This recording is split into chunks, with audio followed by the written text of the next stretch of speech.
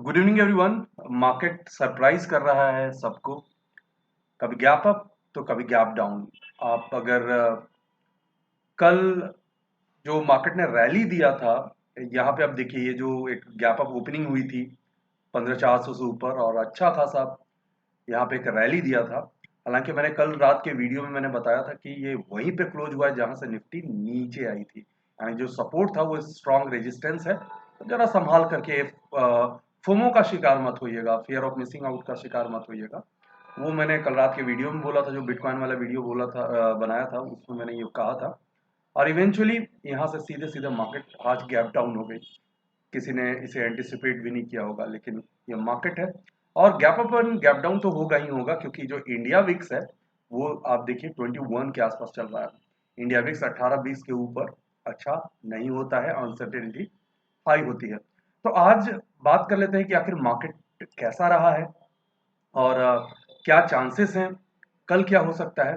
तो सबसे पहले थोड़ा सा हम लोग आज के मार्केट को लेकर के हल्का सा ब्रीफ कर लेते हैं। तो मार्केट जो आज गैप डाउन हुई थी और प्रेशर में पूरे दिन मार्केट रही, लेवल्स ब्रेक होते गए, तो उस अनुसार अगर आप बात करेंगे तो निफ्टी आज करीब 225 पॉइंट नेगेटिव होता हुआ नजर आया। और सेंसेक्स है वो 700 पॉइंट और बैंक निफ्टी भी 350 पॉइंट ये नेगेटिव होते हुए नजर आए हैं।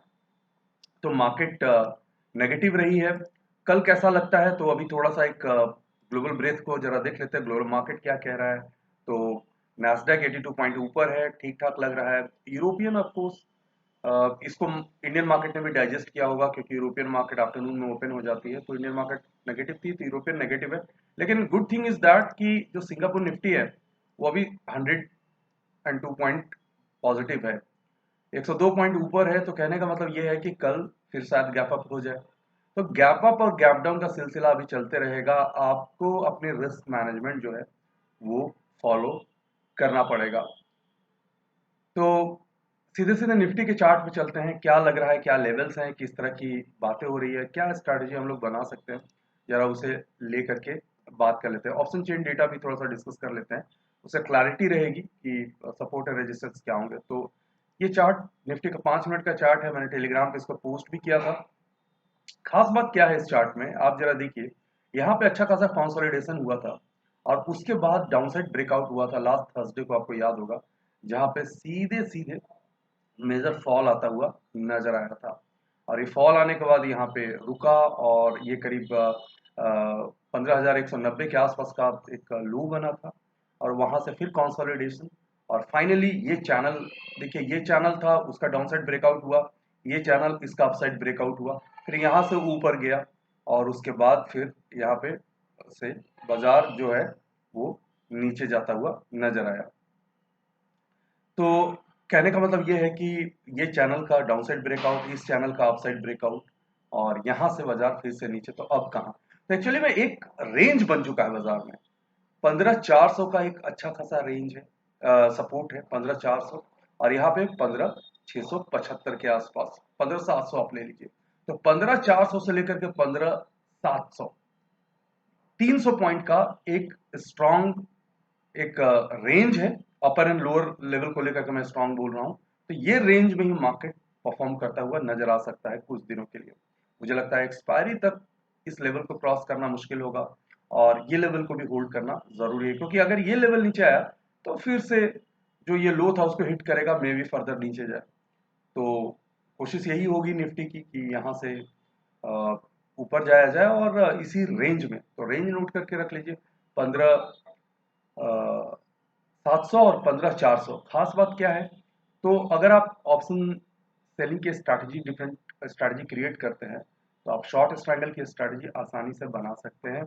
स्प्रेड्स डिफरेंट क्रिएट कर सकते हैं, बुलपुट या बियर कॉल स्प्रेड्स भी आप यहाँ पे क्रिएट कर सकते हैं। जरा ऑप्शन चेन डेटा को देख लेते हैं क्या लग रहा है। तो ये निफ्टी है, एक्सपायरी 23 जून वाली बातचीत हम लोग कर रहे हैं। तो जैसा कि हमने 14,400 के बारे में 15,400 के बारे में बात करा, तो जरा यहाँ पे देखते हैं कि क्या हालचाल है।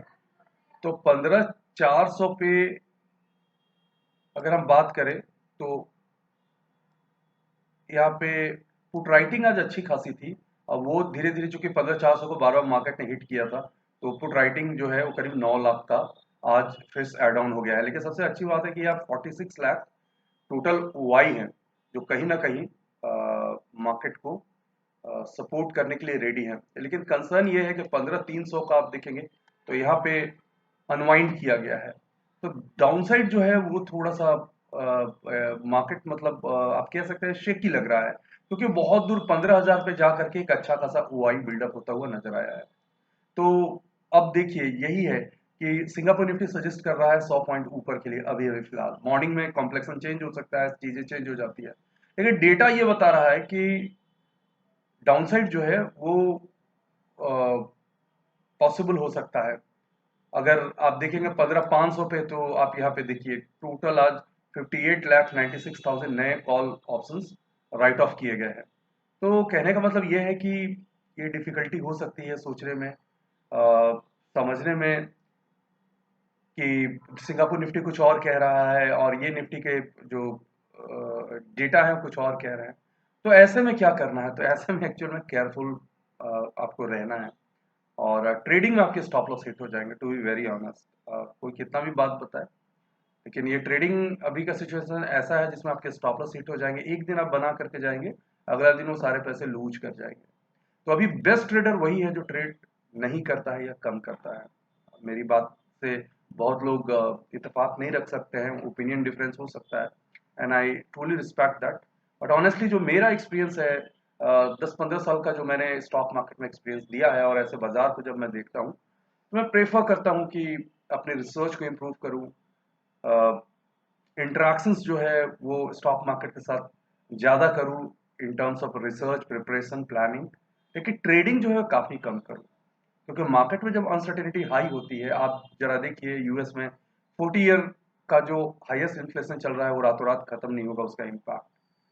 रशिया यूक्रेन क्राइसिस जो है अभी तक खत्म नहीं हुआ है, मीडिया में आना कम हुआ है, लेकिन प्रॉब्लम वहाँ भी सॉल्व नहीं हुआ है। और इन्फ्लेशन के कारण चाहे आरबीआई हो चाहे फेड हो, इंटरेस्ट रेट को लगातार अभी बढ़ाएंगे। तो 5-6 महीना का जो ये फेज है, एटलीस्ट अगर शॉर्ट टर्म बात करें 2 से 3 महीना टफ है मार्केट के लिए। और ऐसे मार्केट में जो आपने पैसे कमाए हैं, अगर उसको बचा करके रख लेते हैं तो आप इस मार्केट में विनर है। वरना मैं बहुत सारे लोगों को देखता हूँ जो ये बोल रहे हैं कि उनके पैसे बर्बाद हो रहे हैं, स्टक हो गए हैं और रोज लॉस करते हैं। तो मेरा मानना यही है कि इस मार्केट में थोड़ा सा ट्रेड कम कीजिए। ऑनेस्टली अगर नहीं भी करेंगे तो कहीं कोई ये मार्केट जा नहीं रहा है। तो फ्रेंड्स, मैंने निफ्टी का लेवल बताया, अनसर्टेनिटी कितनी है उसके बारे में बात किया, और गैप अप गैप डाउन क्यों हो रहा है, क्योंकि ग्लोबल मार्केट में तरह तरह की बातें चल रही है। तो इसलिए gap up and gap down market हो जा रही है। ऐसे में कैरी फॉरवर्ड पोजीशन करना बहुत टफ है। इंट्राडे में कुछ ट्रेड कर लीजिए, ठीक है, कैरी तो करके चाहिए ही नहीं है। वैसे भी एक थंब रूल आप बना लीजिए।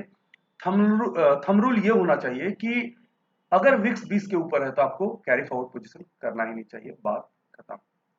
ये वीडियो कैसा लगा कमेंट सेक्शन में जाकर जरूर बताइए, और आप मुझसे पर्सनली भी कनेक्ट हो सकते हैं लाइव मार्केट के दौरान।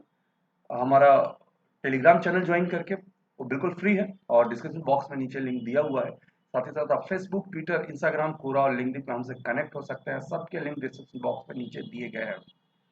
Thanks for watching, take care. Video को लाइक करें, शेयर करें, सब्सक्राइब करें और आने वाले वीडियोस के नोटिफिकेशंस के लिए बेल आइकन को दबाएं।